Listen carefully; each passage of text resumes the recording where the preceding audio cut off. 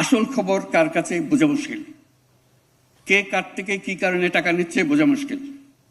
সরকার অনেক দূরে এটার থেকে, ভেতরে ঢোকার ক্ষমতা সরকারের নাই, এখনো হয়নি, আশা করি একদিন হবে। এই হলো মানুষ যারা বিদেশ যেতে চাচ্ছে তাদের কপাল। জাপান গেলাম, শুনলাম তাদের বহু লোক দরকার। আমরা বলি যে আমরা লোক নিয়ে বসে আছি, কত লোক লাগবে বলো। আর কোন কোন দেশ থেকে তোমরা লোক, ইতিমধ্যে তারা লোক নেওয়া শুরু করেছে, সেটাই আপনাদেরকে জানানোর বিষয় আমার। ইন্দোনেশিয়া থেকে লোক নিচ্ছে, আরো কোন কোন দেশ থেকে লোক নিচ্ছে, নেপাল থেকে লোক নিচ্ছে। এবং নেপাল থেকে খুব সম্ভব তখন যখন জাপান ভিজিট করি গত বছর, ইতিমধ্যে তারা 7,000 লোক নিয়ে গেছে নেপাল থেকে। জিজ্ঞেস করলাম বাংলাদেশ থেকে কতজন, যেটা দেখো অতি নগণ্য পরিমাণ, 1,000-2,000। তার মধ্যে নেপাল থেকে চলে গেল 7,000, বাংলাদেশ থেকে যেতে পারলো না। এটা কোন ধরনের কথা হলো? কোন ধরনের সরকার হলো এটা? তাহলে কত লোক লাগবে বলে আপনি যত দিতে পারেন। তা আমি তাৎক্ষণিক বললাম যে আমরা 1 লক্ষ লোক পাঠাবো। আর কি বলতে পারি, এসব সংখ্যা বলা। সে যখন ওপেন এন্ডেড একটা কথা বলেছে, তারা বলছে হ্যাঁ আমরা 1 লক্ষ নেব। আমি অবাক হয়ে গেলাম, তারা 1 লক্ষ লোক, আরো বেশি বললে হতো, আরো বেশি রাজি হতো। আমি বললাম যে 5 বছরে 1 লক্ষ, 1 বছরের লক্ষ্যতে পাঠবো বুঝতেছি, কাজে একটা কথা বলতে হয়। বললাম যে 5 বছরে 1 লক্ষ লোক পাঠাবো, যতদিনে পারো, তোমার কোনো অসুবিধা নেই, যত পারো। শর্ত কি? জাপানি ভাষা জানতে হবে, তার একটা স্কিল থাকতে হবে, এই শর্ত, আর কিচ্ছু নেই। আমাদের খুব সোজা একটা জিনিস নেবার জন্য সরকার বসে আছে, দেশ বসে আছে, জাপানের মতো দেশ।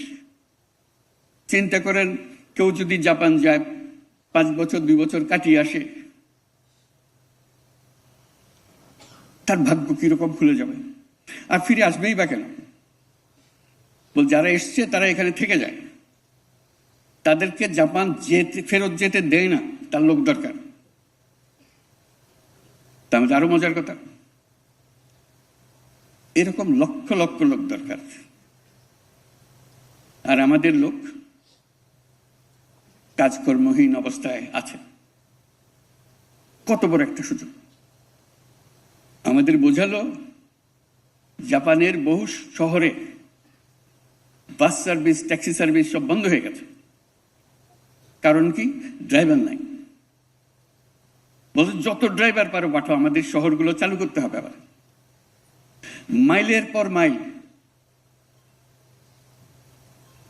গ্রামীণ এলাকা ফাঁকা পড়ে আছে। আগে কৃষি কাজ হতো, কৃষিতে খুব উন্নত দেশ সেটা, তারা they are very proud of their agriculture. জনশূন্যবিহীন, মানুষ নাই, জন নাই, বাড়িগুলো শূন্য পড়ে আছে, ট্রাক্টর ইকুইপমেন্টস সমস্ত পড়ে আছে। তোমরা লোক পাঠাও এগুলো যাতে আপনারা চালু করতে পারে। সেই কথার সূত্র ধরে বহু লোক আসা যাওয়া করলো, জাপান থেকে আসলো, জাপানি যারা নিয়ে যাবে তারা আসলো, তাদের সঙ্গে বৈঠক করলাম।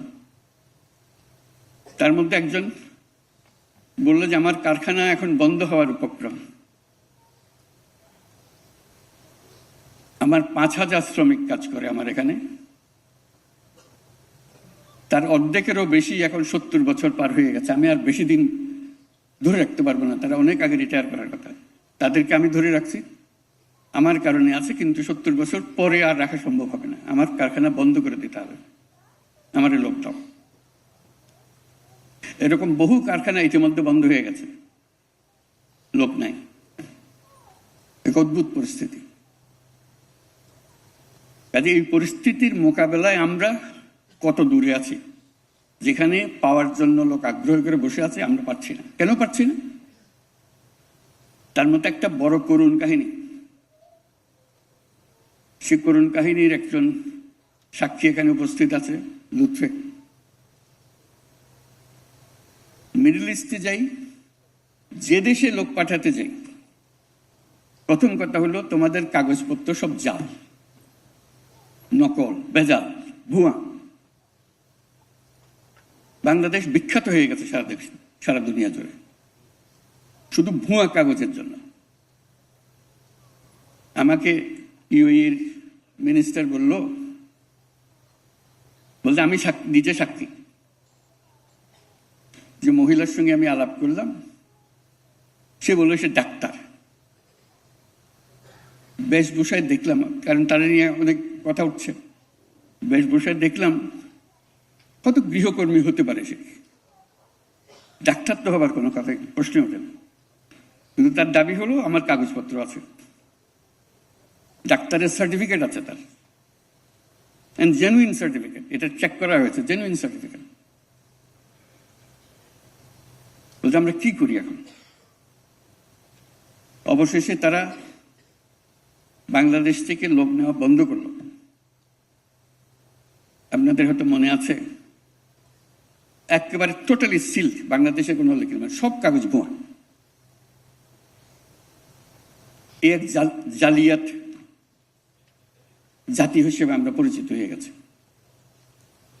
লুৎফে বহুবার গেছে মাপ চাইবার জন্য, যেদেরকে মাফ করে দাও, সামনে থেকে এটা ঠিক হয়ে যাবে। তাকে বারবার পাঠাচ্ছি, বারবার গিয়ে এসে অনুরোধ করছে, আমরা এরপর থেকে নিজেরা চেক করে দেব। ওরা বলছে না, এই সিদ্ধান্ত আমরা পাল্টাতে পারবো না, কারণ আমাদেরকে এত ঠকাইছে এই পর্যন্ত, প্রতিটি কাগজ ভুয়া। এইগুলো অবস্থা। এই দরজা খুলছে কিনা জানি না, একবার শুনলাম অল্প একটু খুলেছে। শুধু একটা দেশ না, একাধিক দেশের একই অভিযোগ, তোমাদের লোক নেব কি করে, কাগজপত্র সব ভুয়া। ওই যে শব্দটা ম্যাজিক ওয়ার্ড যেটা উল্লেখ করলাম, ওইটাই হলো আসল দালাল। এই দালাল থেকে সবকিছু উৎপত্তি হচ্ছে। সে কাগজপত্র তার কারখানাতেই তৈরি হয়ে গেল সবকিছু, দেশের সঙ্গে তার কোনো সম্পর্ক নেই। কি কাগজ লাগবে আমি বানিয়ে দিচ্ছি, যাকে যে কথা বলে তার থেকে টাকা আদায় করে একবার তার প্লেট পৌঁছে দিলে সে টাকা সব পেয়ে যাচ্ছে। আমাদের কপালে কি এই থাকবে? আমরা একটা জালিয়াত দেশ হিসেবে, জালিয়াত জাতি হিসেবে বেঁচে থাকবো?